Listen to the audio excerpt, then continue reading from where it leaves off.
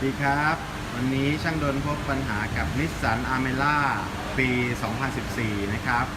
เรามีอาการน้ำดันนะครับแล้วก็ความร้อนขึ้นสูงนะครับตัวพัดลมมอเตอร์พัดลมไฟฟ้านะครับเสื่อมสภาพตามอายุการใช้งานนะครับ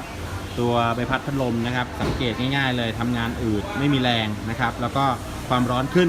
แล้วก็มีน้ำดันขึ้นมาด้วยนะครับเป็นอาการของมอเตอร์พัดลมไฟฟ้าเสื่อมสภาพนะครับก็ต้องเป็นอะไหล่แท้ครับซ่อมจบหมดปัญหาแน่นอนนะครับในตัวพัดลมไฟฟ้าของนิสสันอาร์เมล่านะครับ